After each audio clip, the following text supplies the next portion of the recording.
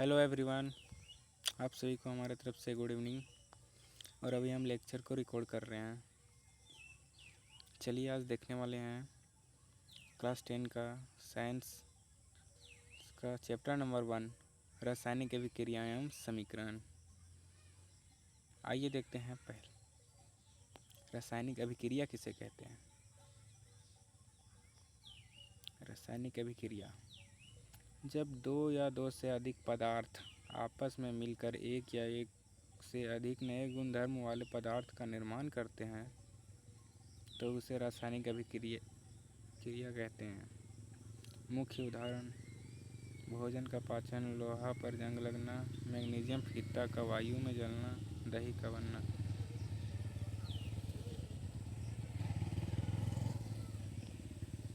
आइए देखते हैं रासायनिक अभिक्रिया के प्रमुख लक्षण।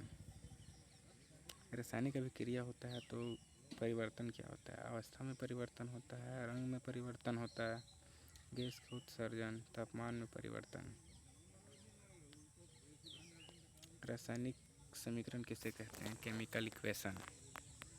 किसी रासायनिक अभिक्रिया को प्रत्येक तत्वों के संकेतों और रासायनिक सूत्रों के माध्यम से संक्षेपित रूप में निरूपित करना रासायनिक समीकरण कहलाता है।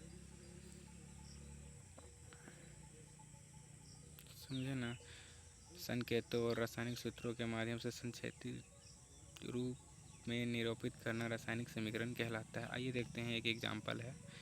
2Mg प्लस O2 मिलकर बना रहा है 2MgO। मैग्नीशियम प्लस ऑक्सीजन मिलकर बना रहा है मैग्नीशियम ऑक्साइड। आइए देखते हैं इसमें अभिकारक कौन है। अभिकारक लेफ्ट साइड वाले को कहते हैं रिएक्टेंट को कहते हैं अभिकारक, और प्रोडक्ट को कहते हैं उत्पाद। वे पदार्थ जो रासायनिक अभिक्रिया में हिस्सा लेते हैं उसे अभिकारक कहते हैं। जैसे इसमें एग्जाम्पल दिया हुआ है मैग्नीशियम प्लस ऑक्सीजन। उत्पाद प्रोडक्ट रासायनिक अभिक्रिया के फलस्वरूप बनने वाले नए पदार्थ को मैग्नीशियम ऑक्साइड कहते हैं। आइए देखते हैं रासायनिक समीकरण को संतुलित करना। चलिए देखते हैं द्रव्यमान संरक्षण का नियम। द्रव्यमान संरक्षण का नियम क्या कहता है? किसी भी रासायनिक अभिक्रिया में द्रव्यमान का ना तो निर्माण होता है और ना ही विनाश, अर्थात अभिक्रिया के पहले अभिकारक एवं उसके बाद उत्पाद प्रत्येक तत्वों के परमाणुओं की संख्या हमेशा समान होनी चाहिए। इसी को द्रव्यमान संरक्षण का नियम कहते हैं। संतुलित करने की विधि। आइए देखते हैं संतुलित कैसे किया जा सकता है इक्वेशन को। सबसे पहले समीकरण के दोनों और तत्वों का परमाणुओं की संख्या की एक सूची बनाएं। जिस तत्वों के परमाणुओं की संख्या सबसे अधिक हो उसे सबसे पहले संतुलित करें।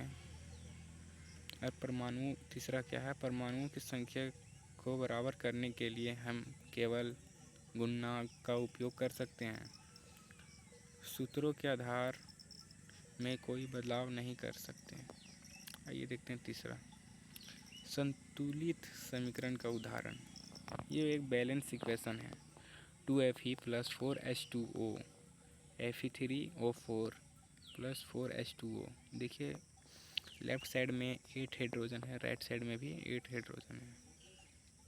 आयरन 3 है लेफ्ट में और राइट में भी 3 है। यहाँ पे ऑक्सीजन 4 है राइट में और लेफ्ट में भी ऑक्सीजन 4 है। इसे बैलेंस इक्वेशन कहते हैं। चलिए आइए रासायनिक अभिक्रियाओं के प्रकार। रासायनिक अभिक्रिया के कितने प्रकार होते हैं? विभिन्न अभिक्रियाओं को उनके कार्य और व्यवहार के आधार पर निम्नलिखित मुख्य भागों में बांटा गया है। विभिन्न कार्यों और व्यवहारों के आधार पर निम्नलिखित मुख्य भागों में बांटा गया है। आइए देखते हैं पहला, संयोजन अभिक्रिया। कॉम्बिनेशन रिएक्शन किसे कहते हैं? इसका देखते हैं डिफिनेशन। ऐसा अभिक्रिया जिसमें दो या दो से अधिक अभिकारक मिलकर एक उत्पाद का निर्माण करते हैं उसे संयोजन अभिक्रिया कहते हैं, यानी कि कॉम्बिनेशन रिएक्शन। जिसमें सिंगल उत्पाद बनता हो। दो या दो से अधिक अभिकारक मिलकर एक उत्पाद का निर्माण करे उसे संयोजन अभिक्रिया कहते हैं। इसका एग्जाम्पल देखते हैं। CaO प्लस H2O मिलकर क्या बना रहा है? CaOH प्लस ऊष्मा। बिना बुझा हुआ चूना और बुझा हुआ चूना।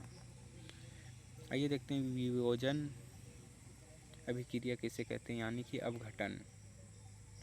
वह अभिक्रिया जिसमें एक एकल अभिकारक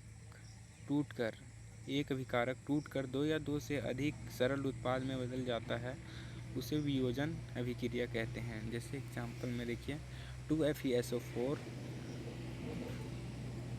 मिलकर टूटकर Fe2O3 plus SO2 plus SO3 का निर्माण कर रहा है। तो यहाँ पे देखिए एक अभिकारक टूटकर अधिक उत्पाद बना रहे हैं तो इसे वियोजन अभिक्रिया कहते हैं, यानी कि डिकम्पोजिशन रिएक्शन। आइए देखते हैं विस्थापन अभिक्रिया किसे कहते हैं।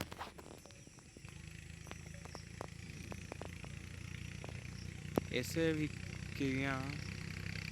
अभिक्रियाएं जिसमें अधिक क्रियाशील तत्व कम क्रियाशील तत्व को उसके यौगिक के जलीय विलयन से विस्थापित अलग कर देते हैं। एक बार फिर से देखते हैं। ऐसी अभिक्रियाएं जिसमें अधिक क्रियाशील तत्व कम क्रियाशील तत्वों को उसके यौगिक के जलीय विलयन से विस्थापित यानी कि अलग कर देते हैं उसे विस्थापन अभिक्रिया कहते हैं। देखिए एग्जाम्पल देखते हैं। Fe प्लस CuSO4 क्या बना रहा है? Reactant FeSO4 plus Cu। आइए देखते हैं द्वितीय स्थापन अभिक्रिया किसे कहते हैं। ऐसी अभिक्रियाएं जिनमें आइए देखते हैं द्वितीय विस्थापन अभिक्रिया किसे कहते हैं। ऐसी अभिक्रियाएं जिनमें अभिकारकों के बीच आयनों का आदान प्रदान होता है उसे द्वितीय स्थापन अभिक्रिया कहते हैं। जैसे देखिए एग्जाम्पल में sodium sulphate plus barium chloride, तो इधर प्रोडक्ट में हो जा रहा है barium sulphate plus sodium chloride, इसे द्वितीय स्थापन अभिक्रिया कहते हैं। जैसे ये देखते हैं 5वां नंबर उपचयन एवं अपचयन, ऑक्सीडेशन एंड रिडक्शन। उपचयन किसी पदार्थ का ऑक्सीजन का वृद्धि होना और हाइड्रोजन का ह्रास उपचयन कहलाता है। ऑक्सीजन का वृद्धि और हाइड्रोजन का ह्रास उपचयन कहलाता है। जैसे देखिए 2Cu प्लस O2 क्या बना रहा है? 2CuO, इसमें ऑक्सीजन का योग हो रहा है, इसे उपचयन अभिक्रिया कहते हैं, जिसे ऑक्सीडेशन रिएक्शन इंग्लिश में। आइए देखते हैं अपचयन किसे कहते हैं। किसी पदार्थ में हाइड्रोजन की वृद्धि होना या ऑक्सीजन का ह्रास, हाइड्रोजन की वृद्धि और ऑक्सीजन का ह्रास होना अपचयन कहलाता है। और जब दोनों अभिक्रिया एक ही में हो तो उसे कहते हैं रेडॉक्स रिएक्शन। रेडॉक्स अभिक्रिया किसे कहते हैं ये देखिए। जब किसी अभिक्रिया में एक अभिकारक उपचयित होता है तथा दूसरा एक अभिकारक उपचयित होगा और दूसरा अपचयित होता है तो उसे रेडॉक्स अभिक्रिया कहते हैं। ये देखिए 6वां नंबर दैनिक जीवन में उपचयन अभिक्रियाओं के प्रभाव। उपचयन अभिक्रियाओं के प्रभाव क्या है दैनिक जीवन में? आइए देखते हैं संरक्षण।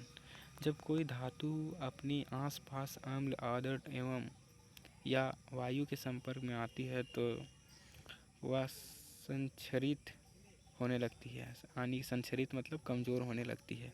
इसी प्रक्रिया को संक्षारण कहते हैं। उदाहरण के लिए लोहे पर भूरे रंग का परत चढ़ना, चांदी के ऊपर काली परत व तांबे के ऊपर हरी परत चढ़ना, जिसे संरक्षण कहते हैं। संक्षरण कहते हैं या फिर कोरोसिन। आइए देखिए विकृत गंधिता किसे कहते हैं? रेनकिटिटी। वसा युक्त अथवा तेलीय खाद्य सामग्री जब लंबे समय तक हवा के संपर्क में रहते हैं तो वह उपचयित हो जाते हैं, जिससे उसका स्वाद और गंध बदल जाता है और वह खाने योग्य नहीं रहते हैं। उसी को विकृत गंधिताएँ कहते हैं। इसका बचाव क्या है देखते हैं। बचाव के उपाय: खाद्य सामग्रियों को वायु रुद्ध बर्तन में रखना, चिप्स के पैकेट में ऑक्सीजन हटाकर नाइट्रोजन गैस भरना, जिसे अक्रिय गैस से भरना, इसे विकृत गंधिताएँ कहते हैं।